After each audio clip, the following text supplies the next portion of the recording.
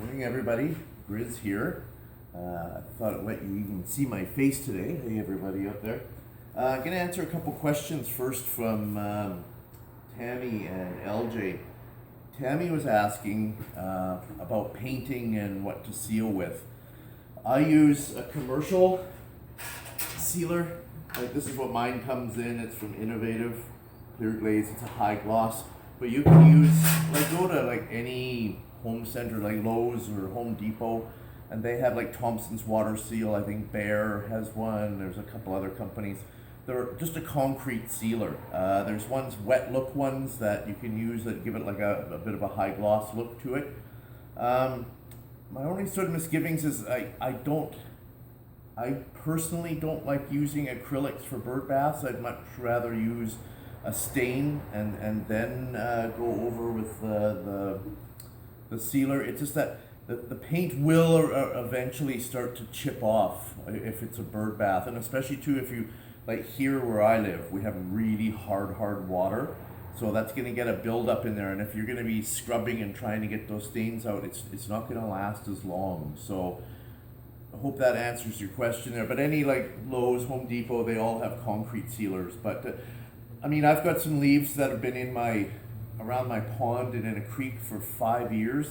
They still look pretty good. Like the paint's still there, the glaze is still on them. So that gives you an idea. 5-6 years, and they're still hanging in there. I'll go into a little bit more detail about paints because it's a common question. Everybody asks me about what kind of paints do I use. So here you can see some. These are when I do a lot of volume. I mean, for a lot of people that are just doing this at home, little bits, this isn't practical. But when you're doing so much, what I'll do is like that's maple yellow, maple red, maple aubergine, hosta dark green.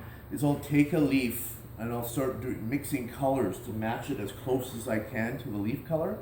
And when I get it right, I put it on a little piece of cardboard, the paint, and I go down to Home Depot or Rona or Lowe's, anybody. They put it in their little reader. They put it in there and they do a color match, and it comes out really good. So it's a good base like I use for these yellows. This terracotta was a new one yesterday. So just people are always asking. So it's Behr Premium. It's with the primer in it, just a flat, no gloss at all.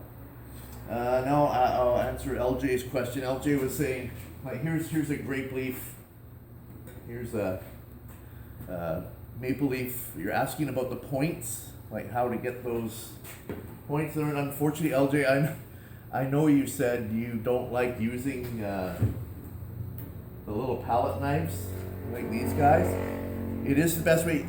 Whoever it was who had told you about pinching, that does work too. Like you can try and pull it, and it will come. But I found like these are really good for just pulling it to a point. You know, and part of the trick is after you unmold it too, with a really small file, you can file it down a bit to get the points a little more prominent on your leaf. So that's something you can try too. So hope that answered your question, LJ.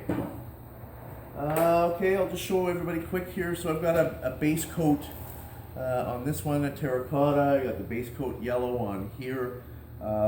Before you're going to start this, if you've got 5, before you even get to putting your base coat on, make sure you blow it off really good with the air compressor. Make sure you don't have anything hanging up, a little piece of leaf or something still caught in a vein. I like to go around with a blowtorch because you've got fibers. Go around and give it a good blow, because you don't want to wait till after you've got paint and glaze on there, because once you've put the sealer on, it will catch on fire if you put your torch to it. Trust me, I know.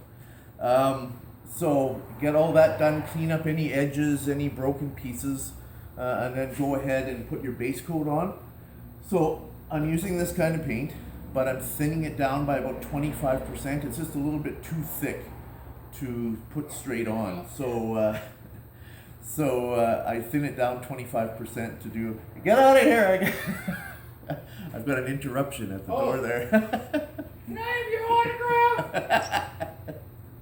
So I thin it down 25% and put that on, and then I do my wash. I'll thin it down 50% or more to do the wash. But when I get to that point, I'll show you guys.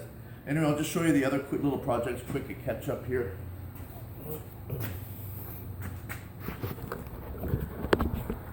So this guy's done. That's got 2 coats of plaster and sanded. He's ready to go for some leaf applique on there.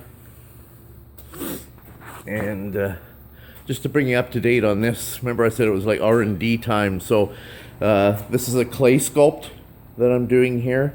Just kind of freewheeling it. Don't know exactly what I want to do for an outcome there, but it's going to turn into sort of a jungle scene, I think.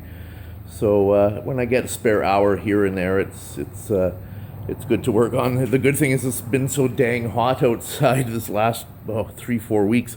I don't even use the light in the little hot box there. You just put it out in the sun and throw a piece of clay in there, and it's nice and soft. Guns, you don't have to worry about your wrists when it's this hot. So and then I'm going to do one more where I'm going to do, so that one was a sculpt on the board with concrete. Then I'm going to go on to melamine. I'm going to do a sculpt on the melamine. And I've got release on the table there, and then I'm going to take it off and glue it onto a panel, a PL, just to sort of see. It's just an experiment. I want to see how it turns out.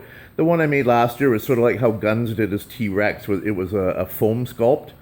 So I'm just trying different options, playing around, and we'll see how it all goes. Okay, gang, till the next one. I'll do one when I get ready for the wash. I'll do another quick vid. Okay, gang, bye-bye.